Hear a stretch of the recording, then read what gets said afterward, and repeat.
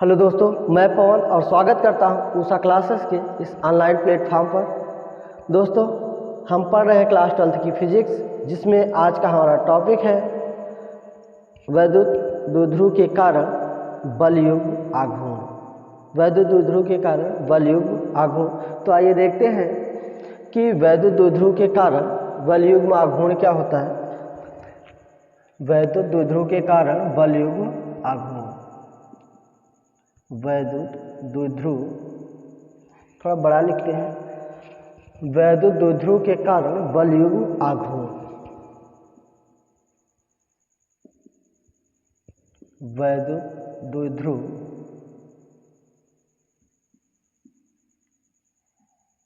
के कारण बलयुग्म आघूर्ण।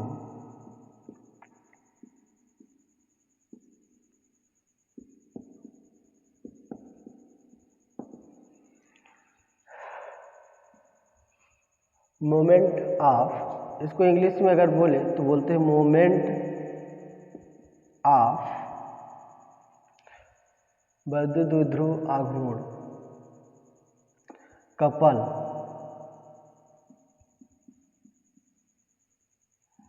On an electric dipole.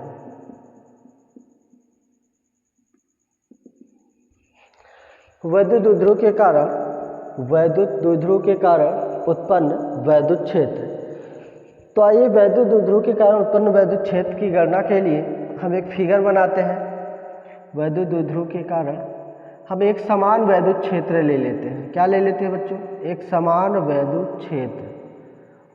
एक समान वैद्युत क्षेत्र जिसमें एक डाइपोल ले लेते हैं। डाइपोल क्या होता है? वैद्युत द्विध्रुव। वैद्युत द्विध्रुव क्या होता है? दो बराबर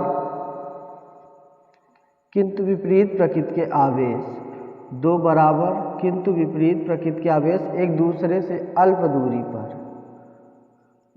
दूरी पर रखे हों तो इसी संरचना को हम क्या बोलते हैं? इसी निकाय को हम वैद्युत द्विध्रुव आघूर्ण कहते हैं। तो दो बराबर किंतु विपरीत प्रकृति की।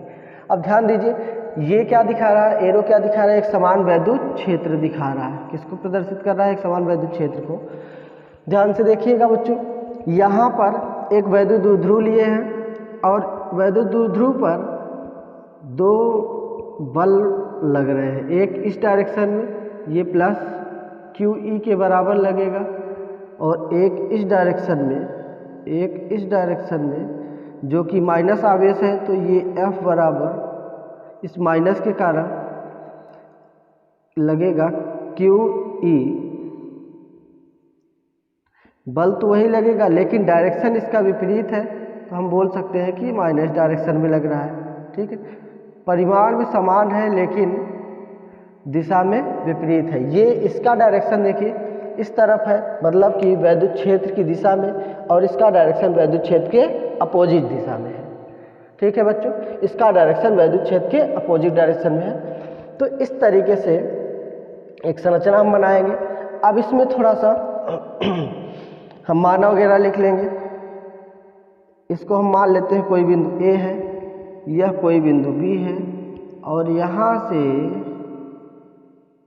यहाँ तक हम मान लिए कि कोई बिंदु यहाँ पर C है। ये इसके 90 डिग्री पर, यह कोण मान लिए थीटा है, तो यह कोण भी कितना हो जाएगा? थीटा। चूँकि ये क्या है? ये जो वैद्युत बल रेखाएं हैं यानी कि वैद्युत क्षेत्र है वह समांतर है, तो यह इसके समांतर है, तो ये भी कितना हो जाएगा? थीटा ही हो जाएगा। तो ये थीटा है। तो आइए इसमें क्या लिखेंगे? सबसे पहले ध्यान से सुन लीजिए कि इसमें माना किस तरीके से लिखेंगे कि माना एक समान वैद्युत क्षेत्र के भीतर, ये क्या है? एक समान वैद्युत क्षेत्र के भीतर उपस्थित किसी वैद्युत द्विध्रुव पर, ये वैद्युत द्विध्रुव है, उपस्थित किसी वैद्युत द्विध्रुव पर जो कि क्षेत्र से थीटा कोण पर स्थित है, क्षेत्र से थीटा कोण पर स्थित किसी वैद्युत द्विध्रुव पर दो बराबर किंतु विपरीत प्रकृति के बल आरोपित किए जाए। बराबर और विपरीत बल युग्म आघूर्ण। बल युग्म आघूर्ण क्या है? बल तो आप जानते ही हैं, और युग्म मतलब होता है जोड़ा, आघूर्ण मतलब उसको घुमाने की प्रवृत्ति रखने वाला। जैसे देखिए ये मार्कर है, ठीक है, इसमें अगर हम इसको इधर धक्का देंगे, एक बल अगर इधर से उतना ही बराबर लगे, एक बल इधर से एक बल इधर से, मतलब इसको इस तरीके से इस हाथ से उधर धक्का दे, इस हाथ से इधर धक्का दे और बराबर बल लगाए, तो इसे बल युग्म बराबर है। और दो बल लग रहे हैं, इसमें युग्म कह रहे हैं जोड़ा, और आघूर्ण मतलब ये इस मार्कर को घुमाने की प्रवृत्ति रख रहा है। ये दोनों बल क्या कर रहे हैं, ये बल और ये बल मिल करके इस मार्कर को घुमाने की प्रवृत्ति रख रहे हैं। इसी को हम कहते हैं बल युग्म आघूर्ण। ठीक है बच्चों, तो बल युग्म आघूर्ण की प्रवृत्ति रख रहा है तो बराबर किंतु विपरीत दिशा में है, जिसका वैद्युत क्षेत्र E है। फिर से सुन लीजिए कि एक समान वैद्युत क्षेत्र के भीतर उपस्थित या थीटा कोण पर उपस्थित किसी वैद्युत द्विध्रुव पर दो बराबर किंतु विपरीत बल आरोपित हो रहे हैं।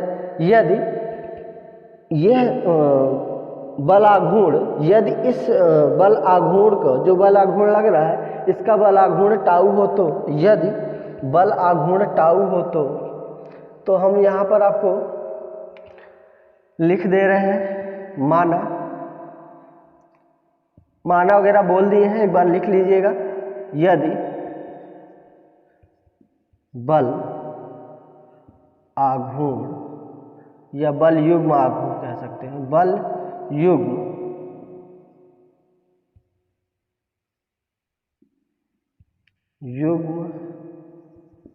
आघूर्ण टाउ हो तो, यदि बल युग्म आघूर्ण टाउ हो तो, बल युग्म आघूर्ण टाउ हो तो, बल युग्म आघूर्ण टाउ हो तो टाउ बराबर होता है बल गुणित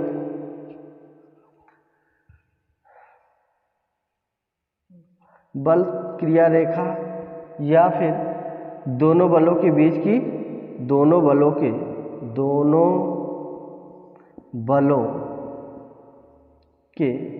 बीच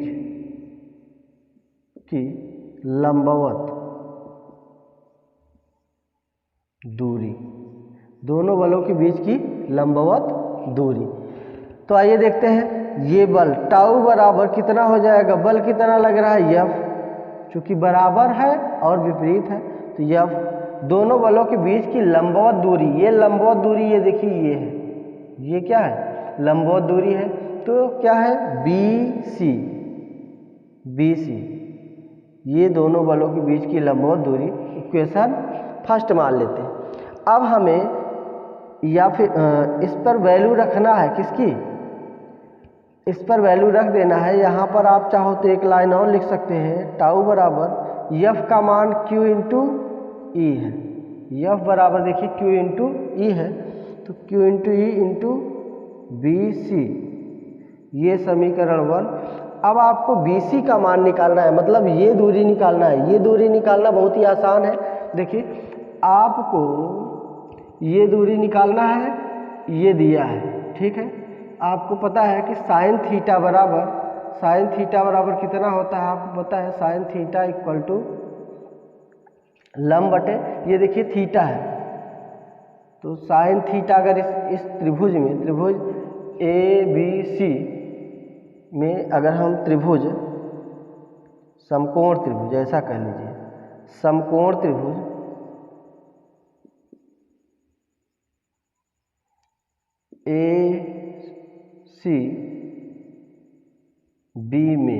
ACB में देखिए ACB में समकोण त्रिभुज ACB में देखिए क्या लगा दें हम, साइन थीटा, तो साइन थीटा बराबर होता है लंब बटे कर्ण, तो यहाँ से देखिए लंब बटे कर्ण, तो लंब कितना है BC, कर्ण कितना है AB, साइन थीटा, यहाँ देख लीजिए। अब जो है साइन थीटा की वैल्यू निकाल लेते हैं, यहाँ से किसकी वैल्यू हमें निकालना है BC की, तो BC की वैल्यू निकाल लेते हैं, तो BC बराबर हो जाएगा sine theta into A B. अब यहाँ से देखिए साइन थीटा कितना है, sine theta into A B का मान कितना है 2l। ए बी यहाँ की दूरी कितनी है, ये है 2l, ठीक है। तो बी सी बराबर 2l, ये समीकरण 2 मान लेते हैं। समीकरण 2 से यानी बी सी का मान समीकरण 1 में रखने पर समीकरण 2 एंड 1 से, 1 और 2 से ऐसा कर लीजिए, समीकरण 1 और 2 से, समीकरण 1 और 2 से देखिए टाउ बराबर कितना हो जाएगा Q into E, Q E into B C का मान क्या हो जाएगा 2l into sine theta, 2l into sine theta. तो यहाँ से देखिए, यहाँ से हम चाहे तो Q इंटू 2l को एक साथ लिख सकते हैं। तो टाउ बराबर Q इंटू 2l, फिर बचा क्या ई साइन थीटा। तो यहाँ से इसको देखिए हम जानते हैं क्योंकि P बराबर होता है Q इंटू 2l, तो इसके स्थान पे टाउ बराबर लिखेंगे, तो tau equal to P E sine theta, P E sine theta, यही आपको निकालना था।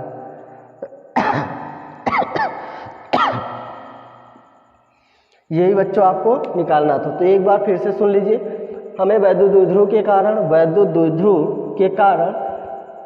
बलयुग्म आघूर्ण की गणना करनी है, बलयुग्म आघूर्ण की गणना करनी है। तो हमने एक फिगर बनाया, एक समान वैद्युत क्षेत्र लिया, एक समान वैद्युत क्षेत्र के भीतर थीटा कोण पर उपस्थित किसी वैद्युत द्विध्रुव पर दो बराबर किंतु विपरीत बल अपोजिट डायरेक्शन में लग रहे हैं, दो बराबर बल और विपरीत बल, तभी तो घुमाने की प्रवृत्ति रखेगा।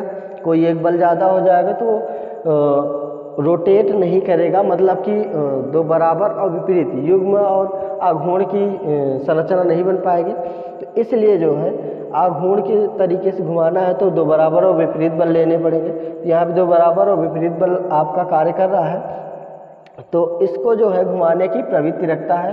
तो जिसका वैद्युत क्षेत्र कितना है ई है, तो हम ले लिए कि यदि बल युग्म आघूर्ण टाउ हो तो बल युग्म का जो फार्मूला होता है टाउ बराबर बल गुणित बलों के बीच की लंबवत दूरी, ये लंबवत दूरी। तो हमने ले लिया F, tau equal to F into B A. F कोई बल ले लिए और ये क्या ले लिए, ये लंबवत दूरी ले लिए। फिर यहाँ से ये इसकी वैल्यू एफ की वैल्यू हमने पुट कर दिया। फिर समकोण त्रिभुज हमें दिखाई दे रहा था यहाँ से, इसमें हम क्या कर लिए साइन थीटा की वैल्यू निकाल लिए। साइन थीटा इक्वल टू इतना होता है लम अपान कर्ण। तो ये वैल्यू निकालने के पश्चात यहाँ मिल गया, हम दोनों समीकरण 1 और 2 को हमने हल कर लिया, तो हमें टाउ की वैल्यू मिल गई। ये क्या होता है बलयुग्म आघूर्ण। अब बच्चों जल्दी से आप इसका स्क्रीनशॉट लीजिए, फिर चलते हैं आगे।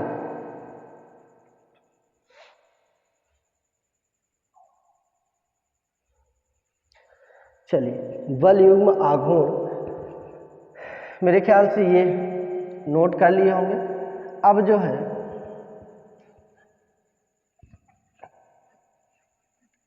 अधिकतम बलयुग्म आघूर्ण कितना होता है और न्यूनतम कितना होता है देख लेते हैं।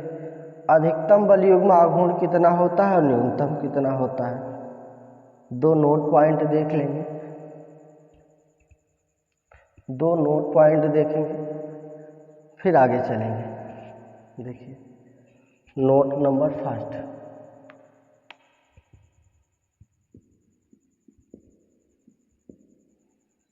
अधिकतम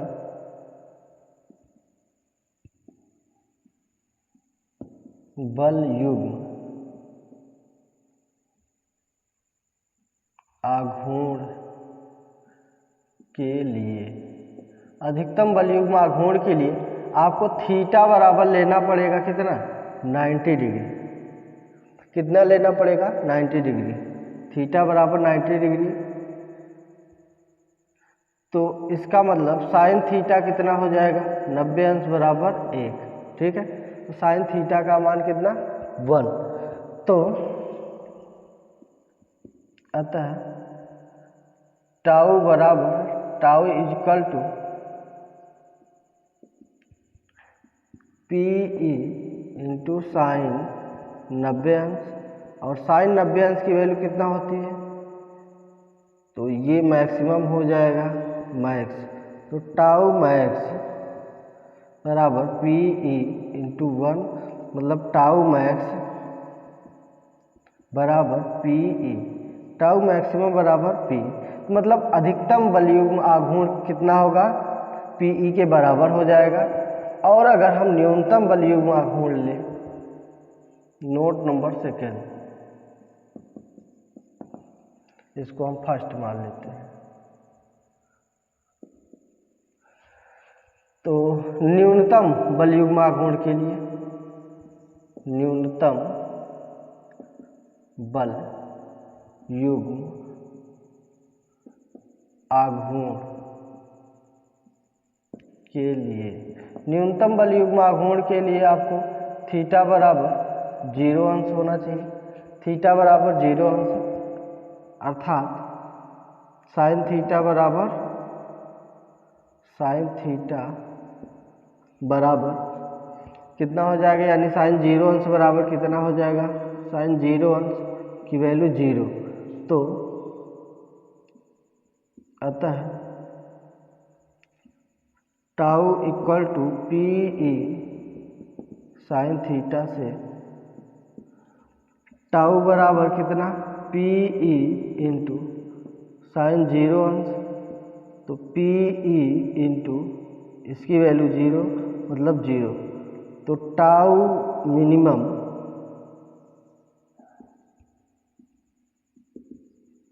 बराबर कितना हो जाएगा, 0 अंश। तो ये आपको मिनिमम और मैक्सिमम आपको मिल गया है। चलिए इसको जल्दी से नोट करिए, फिर चलते हैं आगे। तुरंत स्क्रीनशॉट लीजिए और आगे चलते हैं।